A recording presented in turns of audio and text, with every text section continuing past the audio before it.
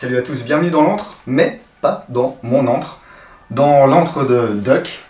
Salut. L'antre d'Airsoft Skin Zone. Ça va? Ouais, ça va, bah, ça me fait plaisir de te voir avec moi là. Bah merci de m'accueillir en tout cas. Nous sommes quelque part en France. Perdu dans le 91. Oh, le 91. Punaise. J'ai peur. Dès qu'il y a, tu sais, moi je suis 90, donc dès que ça va au-delà de 90, j'ai un petit peu peur, je suis pas confortable. Mais c'est pas grave, on va s'en sortir. Aujourd'hui, je vais t'amener quelque chose. Ouais. Oui, qui est là. J'ai hâte de voir ça. C'est un TAC 41. Ah. Silverback. Donc ça vient de sortir. C'est très attendu. Et c'est attendu, je pense qu'il y a déjà eu beaucoup de précommandes, beaucoup de gens qui l'ont reçu, qui l'ont testé. J'ai même des gens qui me demandent des skins déjà. Et bien justement, ce que je te propose de faire aujourd'hui, c'est de nous montrer la conception et éventuellement la production d'un skin pour une réplique. C'est parti. Ok, donc sur le TAC, comment tu procèdes, comment ça se passe, les petits secrets. Est-ce que je peux fabriquer un skin chez moi avec du papier crépon, par exemple? Non, mais par contre, vous aurez peut-être un petit peu de technique quand vous voulez faire des pièces vous-même. Ça peut être sympa, je peux vous donner un peu d'astuces. Ouais, parce que au-delà des skins, on peut aussi acheter donc sur le site d'Airsoft Skin Zone des feuilles vierges. Moi, c'est ce que j'ai fait pour mon Chris Vector, pour le garde-main du Chris Vector. Ouais. Et ensuite, travailler ces feuilles vierges pour justement faire un skin de toute beauté, ouais, avec le camo disponible sur le site ou quelque chose de plus personnalisé. Mais bon, ça prend un peu de temps. Vous allez voir, on peut quasiment tout faire, hein. On n'a pas trop de limites, hein. On peut même voir, voilà, on va peut-être regarder ça aujourd'hui, on va essayer de se rapprocher, de développer ce camouflage là. Ah, d'accord. C'est quoi, c'est quoi? Je crois que c'est du M05. Suédois, je crois. Suédois? Ah d'accord, ouais. Ils sont passés en digital, les Suédois aussi. Oui. Okay. Si j'ai pas de bêtises, hein, je suis pas sûr. Ok, non, puis moi j'y connais rien, franchement. Ok, et bah écoute, c'est parti, je te donne ça. Allez, on y va. Pour une fois, c'est moi qui vais regarder les autres bosser. Oh, je vais te faire bosser un peu quand même. Non, je vais rien faire.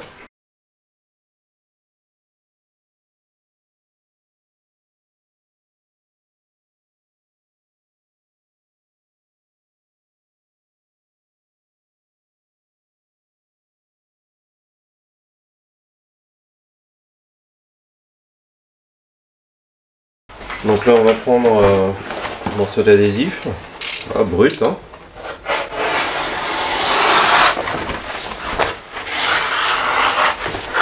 Donc, généralement moi je prends un adhésif qui colle très fort. Vous allez comprendre pourquoi après, c'est parce que je colle dessus. On va faire le gabarit, on va récupérer les pièces après. Et le fait de les décoller, ça va pas les abîmer? Bah faut faire attention parce que si tu tires un peu fort tu les déformes. Et ça va jouer, mais on peut toujours corriger après. Donc là on va partir, on va faire la pièce principale par exemple. Ouais. Suffisamment, on va les grossir un peu.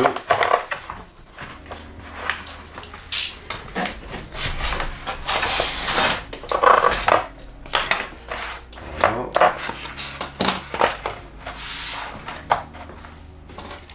Un bon morceau, tac.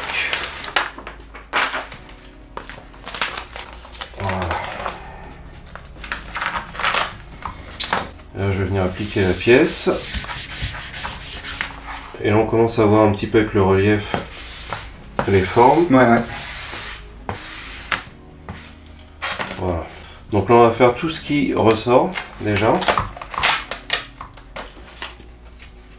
là, je vais venir appliquer là bien en point. Et on va couper sans appuyer parce que éviter d'abîmer ton TAC 41. Ouais, je préfère. Ouais, c'est un peu ce... Moi, quand je fais mes pièces, c'est un peu là que le bas blesse, tu vois. J'ai vraiment aucune technique pour découper. Alors... Là, je te vois tenir ton cutter, là, c'est... Enfin, jamais j'aurais pensé à le tenir comme ça, en fait. J'ai tendance à le tenir un peu comme un stylo, tu vois. Alors après, nous, quand ils nous font des formations pour faire de la pose sur véhicule, les Total Covering on nous forme pour essayer de pas abîmer les carrosseries. Ouais. Bon, les mecs sont un peu tarés. Ils prennent un ballon de baudruche, ils collent un bout d'adhésif dessus, ils te disent bon, là faut que tu coupes l'adhésif sans faire éclater le ballon de baudruche. Ah la vache. Bon, on l'éclate 1500 fois. Et puis le gars dit non, tu continues.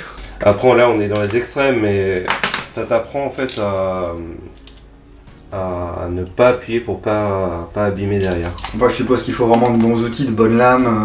Bah, là on est sur des lames à 30 degrés, donc l'intérêt c'est que ça va vraiment bien dans les coins en fait. Il faut pas hésiter à casser sa lame plutôt que bosser avec une lame émoussée et tout bousiller quoi. C'est les mêmes cutters que tu as dans tes kits de pose, là c'est un kit de pose. Ouais, c'est les mêmes lames. Bon, ceux qui sont dedans sont un peu moins jolis, mais c'est la même chose. Hein. Donc c'est pour ça que c'est vendu avec des boîtes de lames. Faut pas hésiter à consommer des lames plutôt que de tout bousiller et de faire des coupes qui sont pas propres quoi. Voilà, ça nous permet vraiment d'être précis. Voilà, on a fait sauter cette pièce là. Alors après, ce que vous pouvez toujours faire, c'est récupérer une règle, dire bon bah voilà, là j'ai pas réussi à l'avoir super propre. Bah... bouge la caméra. Ah, pardon. Vous pouvez toujours recouper un petit peu avant, si c'est des pièces où vous sentez qu'il va y avoir de la friction. Ça faut toujours éviter en fait. Ouais. Ce qui est important c'est d'éviter la friction, les endroits qui sont sensibles. De toute façon il n'y a pas de secret, un adhésif ça se décolle par les bords. Hein. Ouais. Donc là on va prendre à peu près la forme. Et là je vais couper en biais là.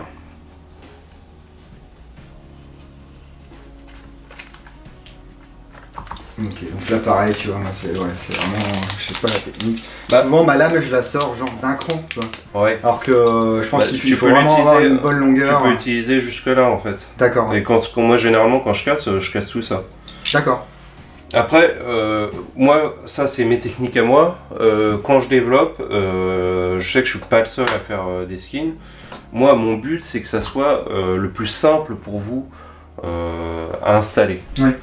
Je veux pas que ça soit une galère. J'ai pas envie que les gens ils disent ouais c'est une vraie galère. Je veux que ça soit simple, donc je préfère des fois qu'il y ait moins de couverture de pièces. Mais le but c'est que ça tienne et que ça soit facile. C'est vraiment vulgariser en fait l'adhésif en fait. Hein. Et là sur une réplique avec des pièces assez balèzes comme ce TAC 41 là, tu vas réussir à faire en sorte que ça passe sur des feuilles format A4 hein. Ouais.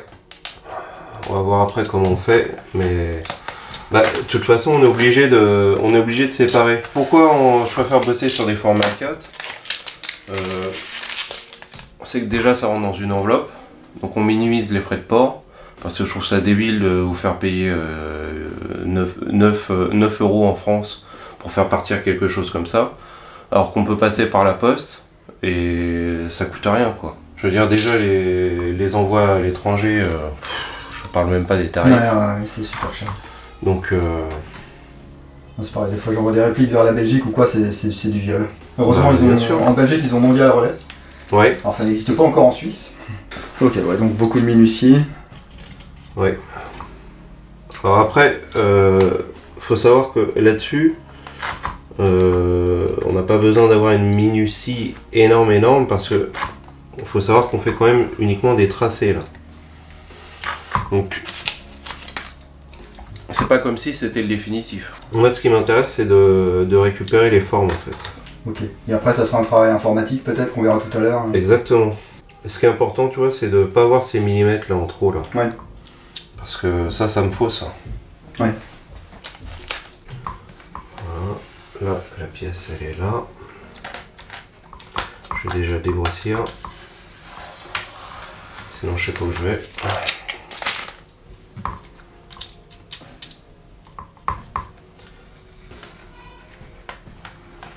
Alors comment t'es venu l'idée de faire ces skins là? C'est qu'à un moment donné t'as eu envie de personnaliser une de tes répliques et tu t'es dit bah j'ai la matière première, j'ai les compétences, pourquoi je me ferais pas quelque chose de sympa pour coller sur mon Evo ou sur... Bah moi j'adore en fait tout ce qui est réplique un petit peu personnalisée, de se démarquer un petit peu, pas avoir la même que les autres. Je suis un gros fanat de multicam, très original. Hein. Et j'avais mon Evo qui était noir sur la réplique. Enfin, qui était noir avec toute ma tenue, et je lui ai dit non mais c'est pas possible quoi. Je me suis renseigné, j'ai voulu faire des peintures, j'ai vu les tarifs. J'ai dit bon, effectivement t'as des trucs qui sont des rendus, sont magnifiques, hein. Mais c'est pas dans mon portefeuille et je vois pas l'intérêt en fait de mettre le prix de la réplique dans une peinture. Petit à petit, je me suis dit, bon bah tiens, pourquoi j'essaierais de pas faire ça en adhésif. Puis bah c'est parti, on s'est lancé, hein. Voilà. Ok, je vais faire un petit plan là parce que je vois un petit Evo justement là. Avec un skin perso là, c'est vraiment très très joli ça. Enfin c'est très Celui-là, il était un peu... c'est spécial, mais c'est vraiment la personnalisation. Ouais. Enfin on peut faire tout ce qu'on veut en fait. Il y en a qui vont crier quand ils vont voir la crosse. Ah bah c'est une crosse de speed ça non? Ouais, si tu veux avec cette crosse et que tu choques quand tu bascules avec des crosses M4 comme ça, après j'arrive pas à mettre l'œil dedans. Ouais. Donc je trouve que c'est plutôt pratique. Donc ça c'est ton perso ça hein? Exactement. Celui-là il a été changé moult fois. Voilà.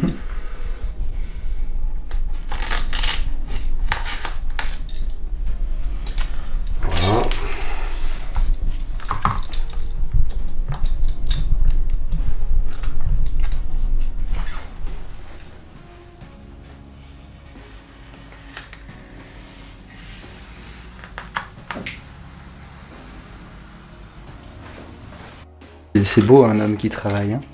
Enfin une femme qui travaille aussi mais... Voilà. Donc là on a récupéré la pièce principale. Donc ici là tu vois on va pas pouvoir faire le tour. Ça c'est trop fin. C'est trop fin ouais. Donc ça je préfère pas le faire. Je pense sincèrement parce que bien sûr qu'on je vais lui piquer un skin hein. À la fin faut pas non plus faut pas se leurrer, je suis pas venu voilà.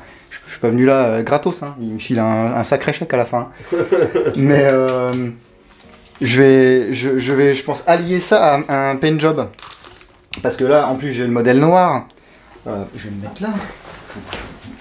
Hein, ça va pour les hommes qui aiment les hommes. Je pense que je vais allier un skin à un paint job déjà pour que le receveur ne soit pas noir. Et puis peut-être aussi la poignée, même si une fois qu'on est encrossé et tout, on voit pas forcément ni la plaque de couche, pardon, ni la poignée. Mais ça va permettre d'avoir quelque chose d'un peu plus uni. Comme je compte partir, soit sur du surpatte comme d'habitude, ou soit peut-être sur un petit Cryptek Mandrake. Ouais. Une petite base soit verte, soit beige. Ça peut être pas mal. Ça peut être pas mal ouais. Pour avoir quelque chose de même sympa. Si tu vas voir que celui-là on va faire un truc sympa, on va réussir à bien le couvrir quand même. Ouais. Ouais. Ouais. On va te laisser travailler et puis on se retrouve quand ça sera un petit peu plus avancé. Bon du coup on a récupéré tous les tracés. Voilà, donc on a la partie ici, tu reconnais. Ah ouais c'est la crosse. Non ça c'est pas la crosse. C'est le canon. C'est la partie qui est juste en dessous le canon ça. Ah d'accord. Ah oui. Voilà. Avec les petits trous comme ça vous allez quand même pouvoir déposer le canon les gars bien sûr. Hein. Voilà. Tout est prévu pour que ce soit le plus facile. Donc on a fait la crosse et cette partie là elle est pas belle hein. Ça c'est. Oh t'as fait le canon? Ouais on a fait le canon ouais. Ah excellent. Voilà. Donc ça, on va passer ça en scanner. Toc. Et ensuite c'est parti. Alors c'est un scanner spécial ou c'est le scanner que j'ai chez moi ou... C'est le scanner maison. Ok. Un scanner, ça te restitue au millimètre près. D'accord. Voilà. C'est ce que tu mets, ça te le restitue à la taille. Alors après tu peux... Moi tu vois je suis un peu court là, je vais être obligé de le scanner en plusieurs fois, mais tu peux bosser sur des plus gros scanners, sur scanner A3. D'accord. Voilà. Donc on va scanner ça. Personne. Moi je veux qu'on me voit moi. Hey, salut. Qui c'est la plus grosse tête du YouTube Game? C'est moi, alors si on me voit pas sur la vidéo quand même, c'est... Ok, donc là t'es sur Mac là? Exactement. Parce que c'est plus facile pour travailler ou parce que t'avais un Mac et puis... Parce que moi en tant que graphiste, j'ai toujours bossé sur Mac, donc c'est plus simple pour moi. Hein. Voilà, on a plus de stabilité au niveau des logiciels, mais on peut très bien bosser sur PC, ça pose pas de soucis. D'ailleurs tu verras qu'on bosse aussi sur des PC. Et on bosse aussi sur Linux. D'accord. Voilà. Donc là je récupère cette pièce là. Allez, sur une réplique longue comme ça, alors t'as fait des skins pour HK416, t'as fait des skins pour le Evo, t'as fait des skins quand même pour pas mal de répliques maintenant. D'ailleurs vous pouvez voir plein de vidéos de présentation et de pause sur le site directement Airsoft Skin Zone. À vue de nez comme ça, il te faut combien d'heures de travail pour arriver à un résultat qui te satisfasse et qui puisse aller ensuite en machine pour du découpage? Bon, ça dépend vraiment de la réplique, tu vois. Sur une réplique longue, voilà. Par exemple, le HK416, tu estimes à combien d'heures Le HK416, parce qu'il est compliqué. Super compliqué. Ouais. C'est une vraie galère. C'est une vraie galère. C'est le HK416. C'est ça qu'on aime, les gars. Le HK416, ça peut être, je sais pas, peut-être 30 heures de travail là-dessus. 30 heures, ok. Ouais. Donc bon, c'est pas forcément évident. Je te pose la question, c'est pas anodin, c'est aussi parce que il y a des gens qui s'en rendent compte, mais il y a d'autres gens qui se rendent pas compte en fait du travail qu'il y a derrière ce genre de choses et pourquoi à la fin on a un tarif qui est ce qu'il est, parce que tes skins à 30 balles, il y a encore des gens qui vont trouver que c'est trop cher. Parce que pour eux, ils voient juste, c'est du scotch ça coûte pas cher. Ouais. Je peux très bien aller acheter du scotch action et puis me faire un skin. C'est un petit peu comme tout, hein, quand vous achetez, quand t'achètes une voiture, ce que tu payes c'est la recherche et le développement. Hein. La matière première, ça vaut rien. Ça vaut rien, ouais. Donc là, on va récupérer l'autre partie de la pièce. Hop. Et après, tu vas faire un premier collage, mais informatique, quoi. Exactement. On va ça avec des calques. C'est la même chose. Hein. Donc c'est sur Photoshop hein. Ou Illustrator peut-être. Sur Illustrator. On utilise un peu Photoshop, mais... Donc en plus, les gars, les licences des logiciels pour travailler, c'est pas gratos, enfin, si on fait les choses bien. Donc une licence pour les produits Photoshop, c'est pas donné. Ah bah surtout que maintenant ils font comme tout, ils te font des abonnements. C'est ça, c'est à l'année. Hein, ouais. On va se faire un nouveau fichier, et ensuite je vais importer ce que je viens de numériser, ici, dedans. Donc là j'ai récupéré les deux, on va les mettre dans le bon sens, c'est mieux.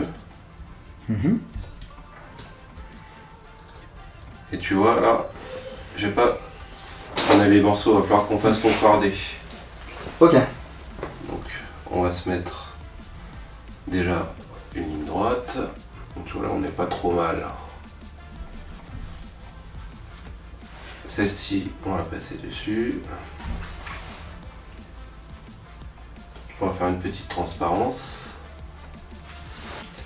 Et on va venir ajuster par-dessus pour concorder. Voilà.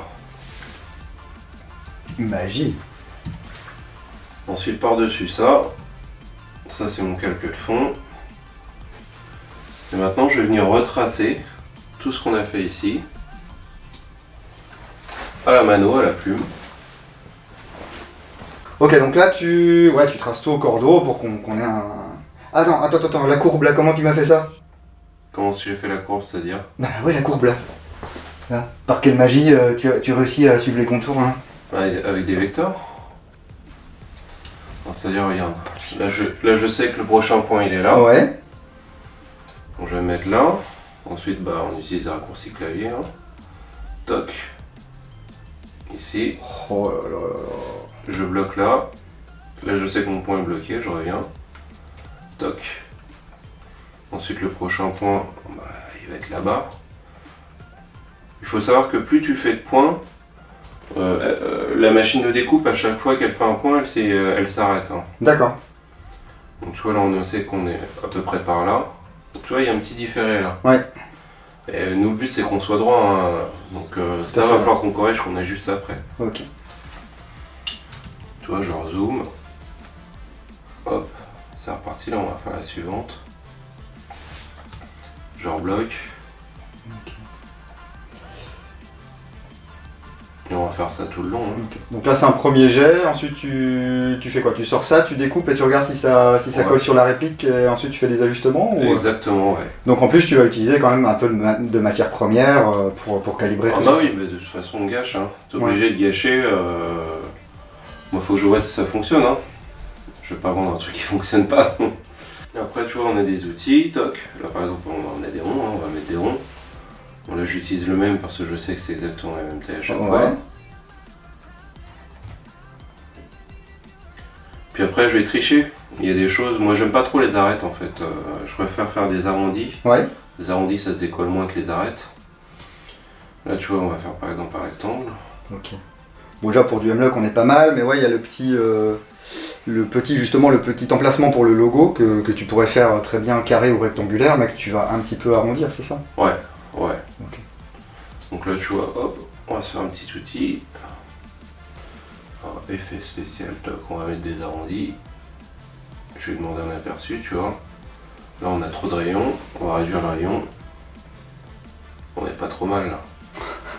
On décompose. Alors il va y avoir des petits sons parasites entre mon téléphone qui vibre parce que je suis une resta du YouTube game et puis on est quand même un petit peu chez Duck là. Ouais. Donc il y a sa famille, il y a ses enfants. Vous avez les petits monstres qui courent là-haut. C'est les vacances, il n'y a pas d'école donc voilà, hein, je vais pas m'amuser à éditer la piste sonore. Comme d'habitude les gars, on est dans l'antre, c'est 100% impro. On va pas les bâillonner, non, non, on va pas les... Non. Avec de l'adhésif? Non. Intéressant. Un skin pour enfants. Toi aussi, tu veux ton enfant multicam? Donc ça, tu vois, c'est les parties que je déteste, le M-Lock, parce que c'est super relou. Ouais. C'est qu'en fait, tu dois avoir des espaces qui sont super réguliers. Ouais. Et c'est quelque chose que j'ajuste à chaque fois. Ok, donc là, c'est terminé. Ouais, là, on a récupéré tous les tracés. Ok. Voilà, donc ce qu'on va faire des tests. Hein. Donc là, tu vois, j'ai séparé. Ah, donc là, c'est format A3, A4, pardon, ouais, A4. On a regardé pour ça en du A4. Tu vois, là, j'ai 266 mm en hauteur sur cette pièce-là. Ouais. On va rentrer. On est toujours dans le but de séparer pour que ça rentre dans un format pour que ça soit le plus accessible possible. Puis après, on va essayer de se débrouiller pour que ça suive au niveau des camouflages. Alors là, on va envoyer ça sur une petite machine de découpe qui est juste derrière. Ah, yes. Qu'on va juste voir après. En fait, on a des tracés vectoriels qu'on peut voir ici. Et en fait, la machine qui est derrière, en fait, on a un petit logiciel qui va le convertir pour que la machine puisse le lire et en fait découper sur l'adhésif les tracés. D'accord. Voilà. Voilà, tac. On la met en route. Donc là, j'ai les planches de blanc.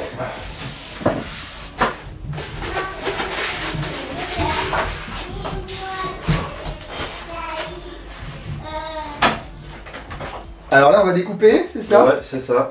On charge la machine. Toc. Voilà. Et on va lui envoyer le petit tracé qu'on a préparé tout à l'heure. Donc on a des réglages de pression sur la machine qui ont été faits. Si on coupe trop fort, bah, ça passe au travers. Okay. Si on coupe pas assez fort, ça découpe pas l'adhésif. Ouais. Donc là encore, c'est beaucoup d'essais, beaucoup de matière. Voilà, bon après on le connaît hein, avec l'utilisation. D'accord, donc suivant, je suppose, là, donc tu m'as dit, c'est le blanc, là, c'est un monomère, c'est ça? Ouais. Donc peut-être un peu moins de pression à découper que le définitif, ou plus de pression, peut-être, justement? C'est différent, en fait, en fonction de chaque marque. D'accord. Donc à chaque fois, il faut que tu recalibres et... Ouais, telle marque, c'est telle pression. Ok. Allez, balance la sauce. Allez, c'est parti. Donc là, tu vois, on a un couteau qui est monté dessus. Yes. Et puis, elle monte, elle descend. Et si ce qu'on lui a demandé, on est précis à 0,1 mm près. 0,1 mm, ok, ouais. C'est bien ça.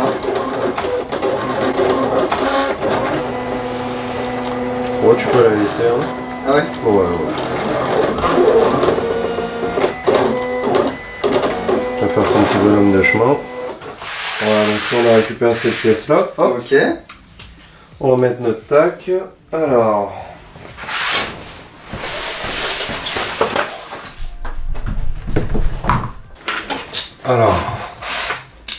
Je vais récupérer les petites pièces. Yes. Bon, ce que vous pouvez faire, moi je les pose comme ça. D'accord.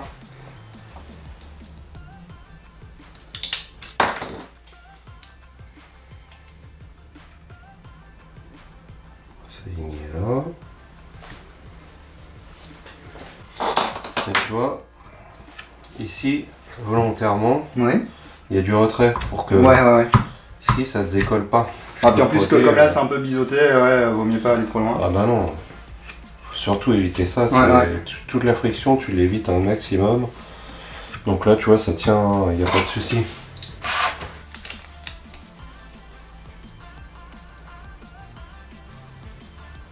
Ouais, franchement, t'as bien géré, on dirait que les ajustements sont pas mal là déjà. Ouais, tu vois, au niveau des trous, on fait plus large, pareil. Oui. Bah, surtout que là, tu vas avoir quand même une clé Allen qui va y passer.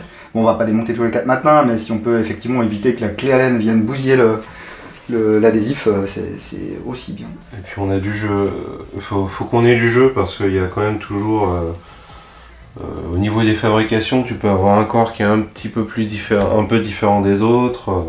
Donc là c'est le morceau délicat on va dire parce qu'on a les ports M-Lock plus le petit emplacement pour justement le marquage M-Lock qui est sur la carcasse. On va voir si Duck a bien travaillé. Toc, on s'ajuste là. Moi je m'ajuste par rapport au port M-Lock. Voilà. Toc. Donc là je suis un peu au-dessus là. On joue un peu pour le... Voilà. Ok, là tu t'es arrangé pour qu'il y ait Voilà, une superposition ici pour qu'il n'y ait pas de trou quoi. Ouais, ça c'est quelque chose qu'on pourra recouper après. On a quoi? On a 2-3 mm, ouais. Ouais, c'est quelque chose qu'on va pouvoir recouper parce que je préfère faire ça plutôt que d'avoir un jour. Tout à fait, ouais. Écoute, on est pas mal. Hein. Et toi, ça c'est une petite astuce que je peux montrer. C'est qu'ici, on va recouper au milieu. Là, la partie de l'adhésif en dessous arrive là. Et l'autre partie arrive ici. Donc moi, ce que je vais faire, c'est que je vais couper ici au milieu. Donc en appuyant suffisamment fort pour couper les deux couches. Voilà. Donc là, on va enlever la partie de gauche, celle qui est au-dessus. Voilà. Ensuite, je viens attraper pour soulever délicatement cette partie-là. Et je viens attraper la partie qui est en dessous. Voilà. Je garde cette technique.